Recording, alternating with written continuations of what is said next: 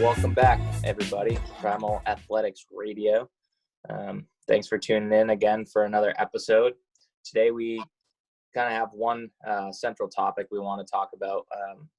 Eric had sent out an article from CrossFit HQ about this hierarchy of movement for CrossFitters, and we thought it'd be a good topic to mull over with you guys, given its importance in your success as an athlete. Especially in the long term. So I know we run elements for any new coming members to kind of get them up to speed. And this is definitely one of the things that we preach and are going to keep pushing as we go forward. Eric, if you want to maybe expunge on that a little bit. Yeah, we've always, so like the hierarchy is the, mechanics first, then consistency, then intensity. So I think, with our elements program, it's all about mechanics. So those first like 3 one-on-one sessions are all about mechanics. And so we've kind of started there. But I think just everybody, no matter how long you've been doing CrossFit for, it's always a good thing to realize that the CrossFit methodology is mechanics first, then consistency, then intensity. I think that's something that gets lost, maybe like lost in translation. I know I kind of was not necessarily moving in that manner when I started. Like they preached the intensity piece. I think a lot of coaches and gyms and even at your level 1 and stuff, they'll say intensity is the driver of adaptation. So that's kind of the piece that you're looking to get in training. But if you overlook the mechanics and the inconsistency, I think it's kind of a recipe for disaster. And your long-term success as an athlete is really going to be hindered if you just go straight to intensity. Even though that's, really the bread and butter of adaptation, what's going to get you those big results. But I think you got to build the foundation first. Yeah, I agree. I think CrossFit definitely has when you think CrossFit, you think like people pushing it to the limit and puking and gasping for air, which is kind of like the tip of the spear of CrossFit, and it's not the whole thing, Yeah, for sure. When I do elements with somebody, I always ask them first, what do you know about CrossFit? How would you explain it to me if I didn't know what it was? And I get a bunch of varying answers, but the words that are always in there every single time are, it's a high intensity exercise program. So people know on the outside, even if you know nothing about CrossFit, you've probably seen some YouTube videos and you get the idea that like people are going fast, they're going pedal to the metal. This is, like you said, like you're puking, you're doing rope climbs, tire flips, all these crazy things. So if we can kind of switch your mindset when you walk in here on day one that, yeah, we are going to ask you to go intense eventually, but number one, we're worried about how you move and how well you move. And we want to focus on that first before we push to that intensity piece. Yeah. I think if you get that out of order, it's going to lead to either injury or you're not going to stay in CrossFit for long, because I think your longevity is going to suffer. Like above all else, you could come in, even if you're say like already a seasoned athlete and you come into CrossFit and you're ready for intensity because you're used to it, maybe not in the realm of CrossFit, but in some athletic endeavor. If you just jump into intensity, you're probably going to see some good results, but they're not going to be lasting, and you're probably going to end up injuring yourself if you don't build your mechanics and consistency first. And I mean, I kind of personally did that in a way where, I wasn't moving perfectly, though I was, pretty fit and I was an athlete. So I was able to hit things with intensity, but then I had to reverse engineer, go back to a PVC, relearn how to snatch, relearn, proper positioning in a deadlift. And this was like after over like a year or two in CrossFit. And I wish I had just slowed it down from day one and perfected the things on an empty barbell or gymnastics, body weight stuff, so that when I did load and I did go fast, it wasn't going to come back to bite me. Yeah, that's important from day one. Like you said, you could go years of doing poor mechanics, and then you're just putting yourself backwards. You may be getting a little bit of improvement at first, but in the long run, you're really not going to make the improvement you're looking for. So I remember starting CrossFit on my own before actually going to an affiliate at my house, and I kind of flipped these around. I did a lot of intensity. I consistently did a lot of intensity with bad mechanics. So I was getting a little bit of results in the sense that I was moving fast and I was focused on what I was eating and stuff. But when I stepped into a CrossFit gym for the first time, I was lucky to have a really good coach who put a broomstick in my hand, and for the first few months just made me use that and really kind of relearn everything again. And that helped me go past that plateau period and really start moving well and seeing the progression that I wasn't seeing beforehand, because I wasn't focusing on the mechanics and my consistency with those mechanics.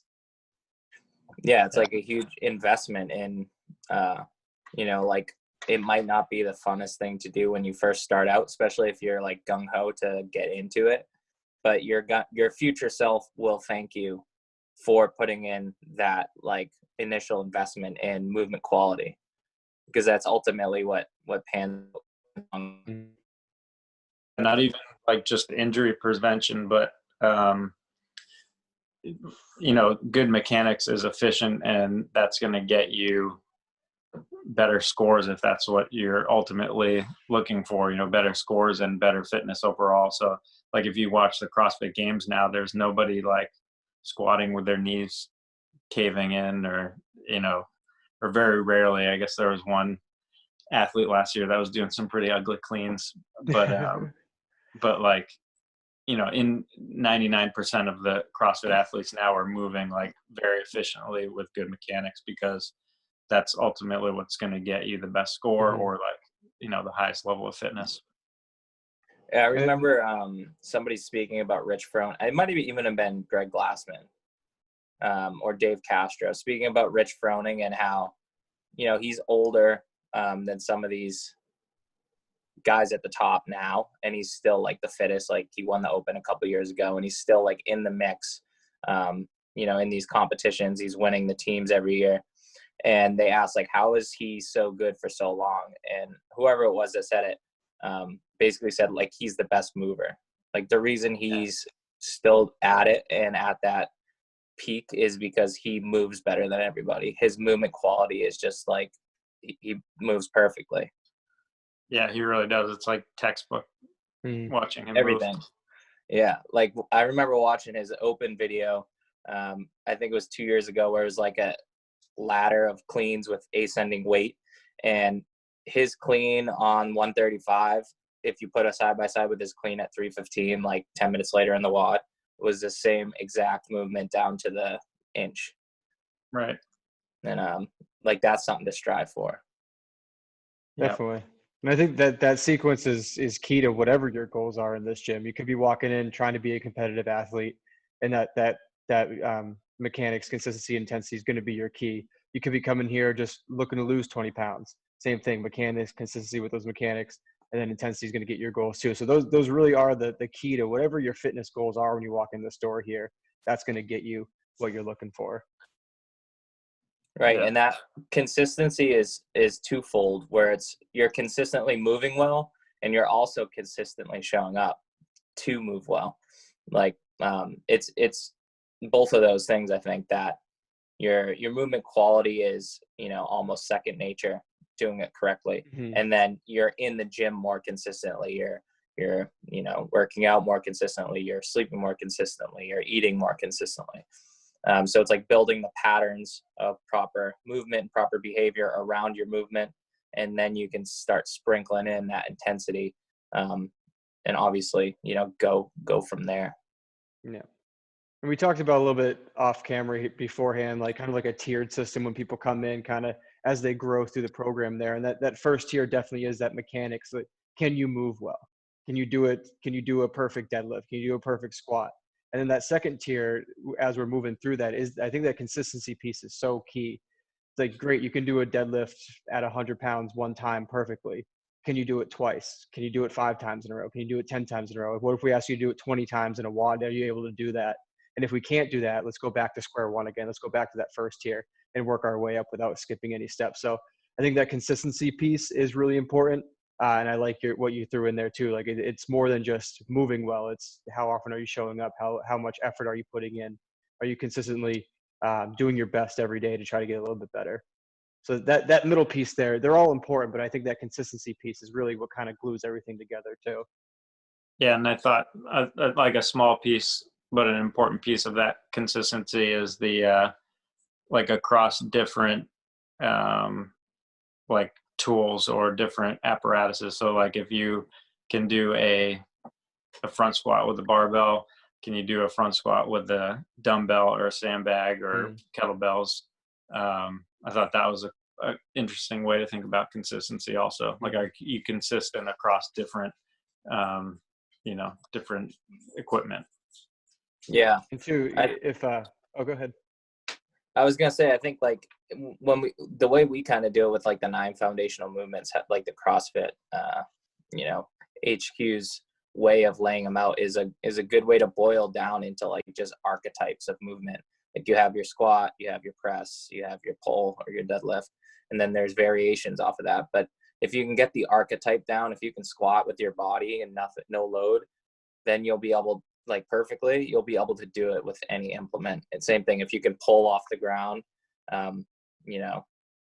correctly and safely, you could do it with anything in your hand. And I think it's like boiling it down to those like movement archetypes and then getting really good at those basic things, like just fundamental primal movement patterns. And then once you get those down, then you can really like spice it up any way you want. Mm-hmm. Yeah. I think it's important to run through, even for the seasoned athlete, to kind of run through that tiered system there with any given workout you're doing. Say you're doing a workout that has heavy deadlifts and run each round, and you're looking at it at the whiteboard, and say it's a super heavy, maybe like 315 plus, and that's maybe that your 1 rep max deadlift, and you're looking at it and you kind of walk yourself through, can I keep good mechanics for a 315 deadlift? Maybe once. Can I do it consistently? No. Okay, let's go back. What about a 285 deadlift?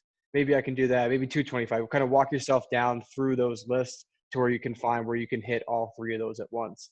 And then factor in that running too. I always think back, it was either an article or a speech Glassman gave years ago and said, you can run every day on Monday. You can deadlift every day on Tuesday. You can get really good at running on Mondays and really good at deadlifting on Tuesdays. But when you do them right after each other, it's like you've never done either one before too. So keep that in mind when you're doing your workouts too. Okay, I can deadlift 5 times in a row at this weight. But what about on round 2 when I come back from my run or whatever other movement I'm doing? Am I going to be able to keep that consistency with that as well? So there are a lot of factors, but I always try to remind my athletes and myself too to kind of walk myself through each movement with that mechanics, consistency, and intensity in mind. And do I think I can hit all those throughout a given workout? Yeah. Right. And then once you are proficient, like you should be on that edge, like training at your threshold where maybe not every day, but maybe that last rep is like a questionable rep, but not the whole workout. Maybe that last run is like a slow run, but not the whole workout.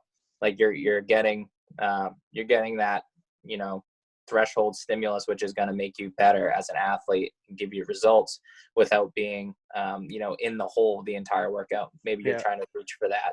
And there's that fine line where you're, like you just said, you're not burning yourself out in round 1, but at the same time, you don't want to finish and not even break a sweat. So we're trying to find that kind of that middle ground there where we are pushing ourselves to get better, but keeping good mechanics for the majority of that workout. Yeah, I think Nancy is like a perfect WOD for that. The 5 rounds per time of 400-meter run, 15 overhead squats. Like your first like few rounds, those overhead squats should be like look perfect and be unbroken.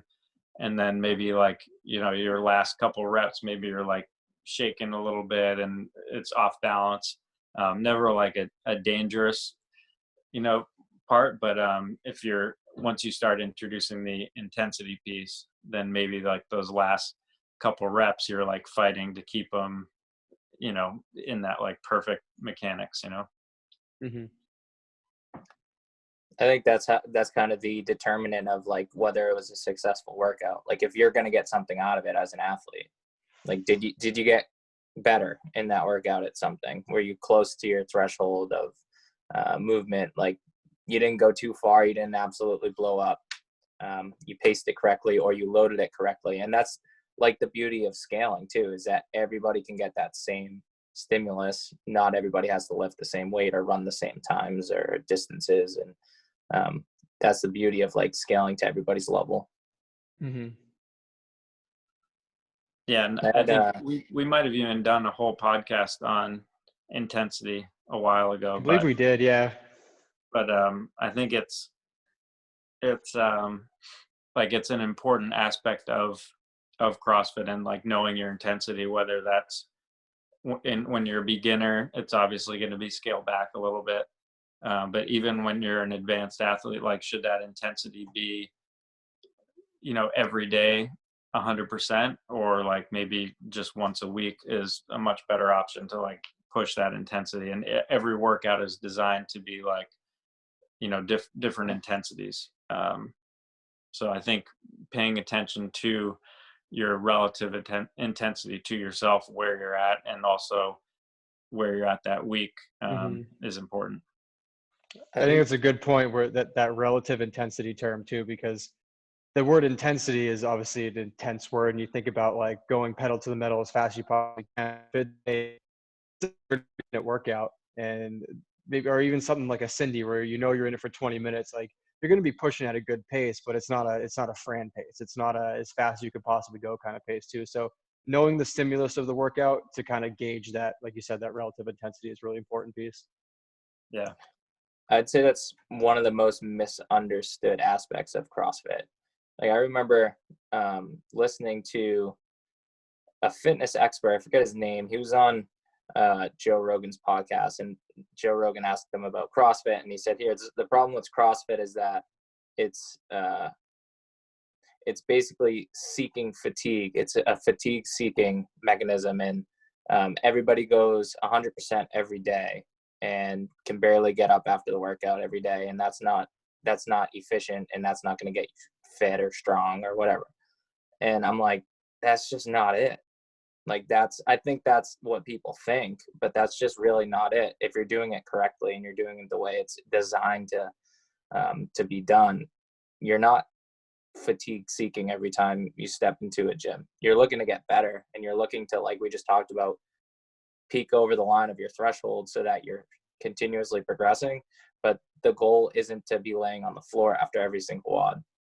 Mm-hmm. Right.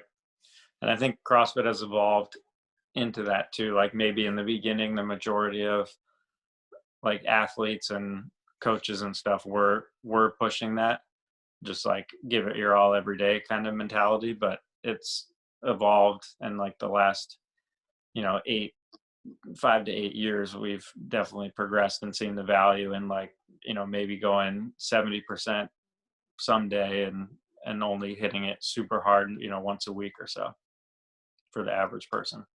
Yeah. And like the principles of just general strength and conditioning, like it's not like they're null and void just because we're doing CrossFit. Like there's still progressive overload, and there's still you know, there's, as we're talking mechanics, consistency, intensity, there's still like a ramping. You're not just like go all out all the time type of thing. There's still those like basic fitness principles. It's just in a different mix. There's more variety, but we still use those same guiding principles to get people healthy.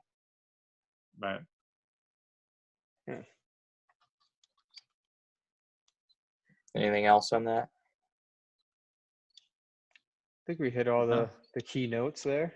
All the keynotes. Yeah. I think that's something just good to keep in mind if you're like thinking about starting CrossFit, or if you just started, or even if you are an athlete who's proficient. Maybe take a look at your mechanics and take a look at that hierarchy of mechanics, consistency, and intensity, and see if you're following that that guideline, because it really is going to make you better in the long run, and it's going to keep you healthy in the long run. And if it takes you maybe spending some time with a PVC in your hand instead of a loaded barbell, or take some time doing air squats instead of back squats, take the time to do it, especially now in the situation we're in, because it's a good time to kind of relay those bricks. Yeah. And when we do get back, like if you tend to, you know, hear the same thing from a lot of different coaches, or you hear the same thing from a coach over and over again, like, hey, you know, drive those knees out every time we squat, then like, you know, come talk to us and we can give like some more specific stuff, you know, that's more specific to you, because in a class, you know, we don't have necessarily time to dive into every single person's, you know, mobility and give you, you know, a 10-minute, 15-minute talk on like, you know, how to loosen up your adductors or whatever. So, but we are, you know, after class or some personal training sessions or whatever is a good time to like focus on your mechanics. Yeah. I think it's a good time to touch on too, like when we do get back in the gym, understanding that you hopefully you haven't lost a lot of strength, but it's probably going to be a few weeks of getting back into it again. So even more of a good chance to focus on proper mechanics, and try and maybe just dial it back a little bit, working on moving well, getting back into the rhythm of things. Obviously, even if you are working out now, the class setting is obviously a lot different. So use that time to focus on your mechanics and then slowly ramp back up to that intensity that you're familiar with. Yeah, that's a good point. Definitely don't expect to just jump back in, you know, right where you were when this whole COVID thing happened, when it first, you know, blew up. And hopefully you guys are still working out and still getting better in other aspects too. But I don't need to tell you guys, obviously it's very different in the class setting. Even if you are working out at home, maybe you don't push yourself as hard. So just come in with the mindset that you might not be where you were when we left, and that's okay. And we'll get you back there as soon as possible. Yeah. Oh, show. Looking forward to it. Likewise. Yeah, can't wait. All right. Well, thanks for tuning in. We got some cool stuff coming down the pipeline that we're super excited to roll out to you guys. So keep listening, keep sharing, comment if there's things you want to hear us talk about, or people you want us to get on the podcast. And we'll do our best to give you the stuff that you guys deserve. See you guys. Cuts.